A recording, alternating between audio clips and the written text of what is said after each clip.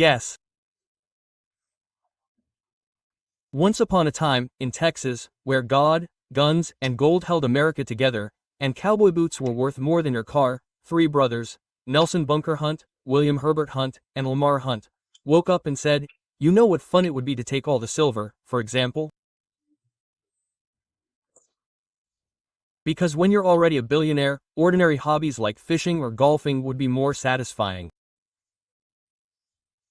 Nothing could be more satisfying than dominating the global mount market, like the kid who collected all the Pokemon cards in the schoolyard and declared himself the president of shiny things. For the rich, the Hunt brothers were already insanely rich. Not just any riches. The kind of riches that could buy a horse ranch like you buy gum. But the point is, they were the kind of guys who read doom-laden newsletters at breakfast and believed the US dollar would collapse as quickly as a crypto influencer was caught by the Capital Markets Board, CMB. So, what does any smart billionaire with apocalyptic anxiety do? They decide silver is the new chosen metal.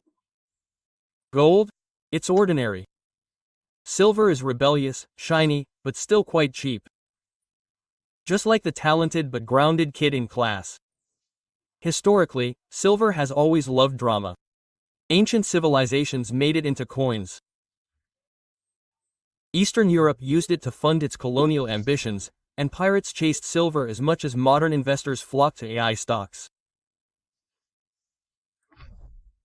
The Roman Empire watered down its coins so much that by the time Nero finished his job, a denarius was as respected and trusted as today's HCH font executives. So the Hunt brothers believed silver would make a comeback. Like the wide-leg trousers that came back into fashion in the 1970s or the Nisonomics of the 2020s. Yes, they started small. Then they built more, then more, and suddenly they acquired so much silver that the global market started to sweat like the tulip craze of 1637. They bought physical silver, futures contracts, bars, forks, and perhaps even silver spoons, just for fun. By 1979, they owned about a third of the world's tradable silver. If silver had a mother, it would probably have called the COMEX exchange, the home of gold and silver, and filed a loss report. As prices skyrocketed, silver crazes soared. They climbed from around $6 per ounce to $50. It was a true silver festival. Before these crypto bros bought their first dog-themed coins and started their wars on Twitter, it was Barry's "Take Me Away Wherever You Go."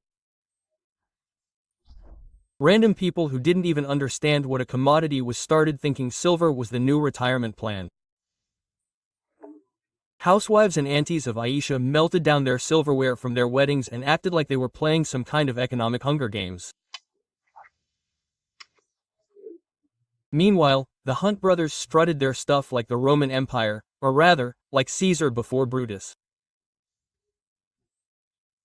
They weren't just buying silver, they were saving America from financial collapse, preparing for doomsday, and secretly dreaming of becoming silver lords.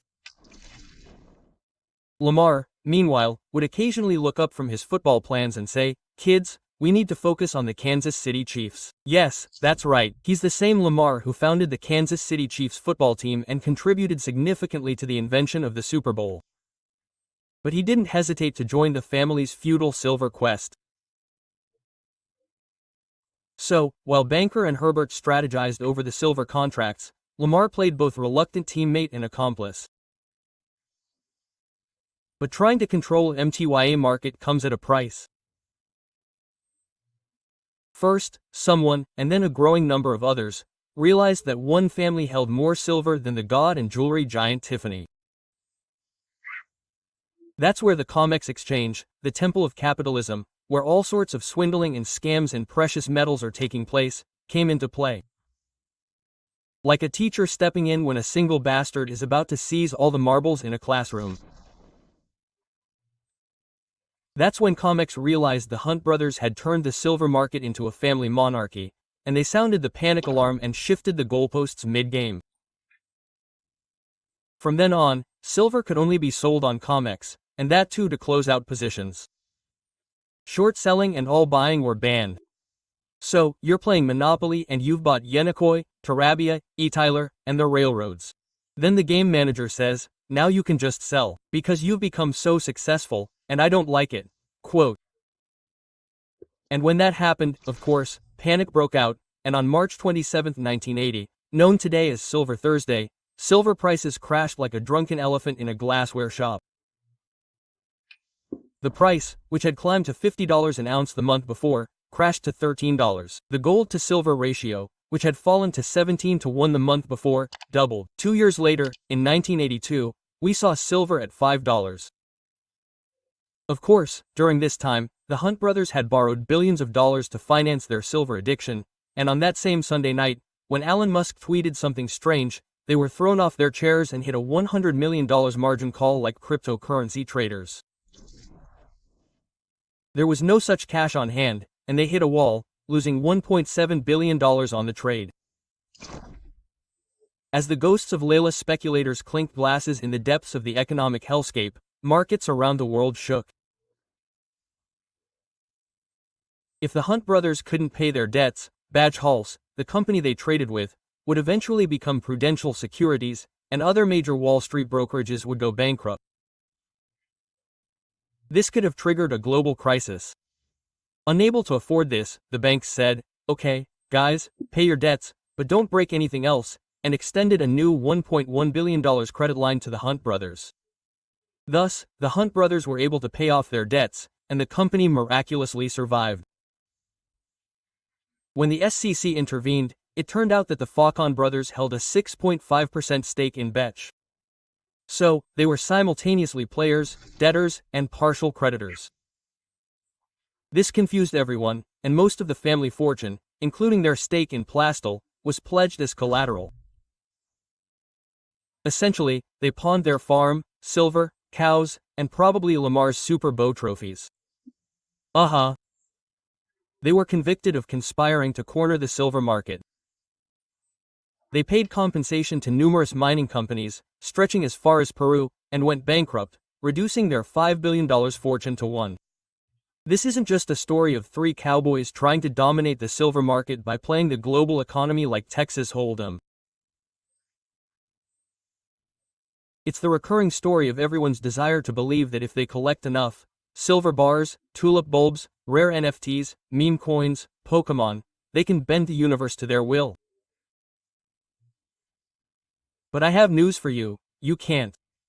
History doesn't bend, it watches, then laughs, then writes a documentary with dramatic Kevin music. The Hunt brothers thought they were visionaries, but they ended up being the cautionary tales whispered around Wall Street campfires. Every time a new generation of infinite wealth geniuses emerges, a faded photograph of the Hunt brothers trembles and whispers like a cursed relic. We believe them too, yet investors fail to learn. Decades later, someone tries to squeeze silver again. This time, they scream, it's different. When silver prices rise at an extraordinary rate, the spirits of Nelson, Herbert, and yes, Lamar in Texas rise slightly and whisper, is it happening again? Are we back? So if you see another MTA surge and another crazy billionaire calls for the collapse of the global financial system, remember the warning stories whispered around the Wall Street campfire.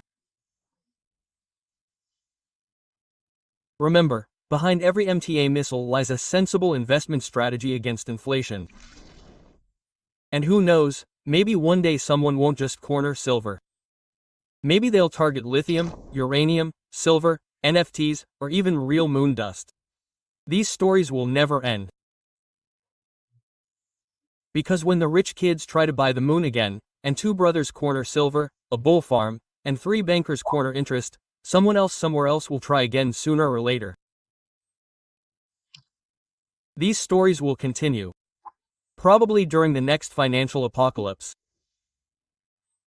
That's why it's important to stop, take a breath, and take a good look at the road before you set off. Speaking of silver, let's end this warning with this unique story. A mother visits her son, who lives roommates with a girl, for dinner. During dinner, she notices how beautiful the girl is and begins to suspect a relationship between him and her. She becomes increasingly intrigued, watching the two of them interact throughout the evening. The boy, reading his mother's thoughts, says, "I know what you're thinking, Mom, but I assure you, we're just roommates." A week later, his roommate comes to him and says, "I haven't found our silverware since your mom came for dinner. Do you think your mom took it?" Quote. He says, "I doubt it, but I'll email her just to be sure." "Dear Mom, the silverware disappeared after you visited me. I'm not saying you took it. I'm not saying you didn't, but the truth is, it's been missing since you came for dinner. Love, my son." Quote. A few days later, he receives the following reply, "My dear son, I'm not saying you slept with your roommate. I'm not saying you didn't, but the truth is, if you were sleeping in his own bed, he would have found it under his pillow by now. Goodbye." Quote.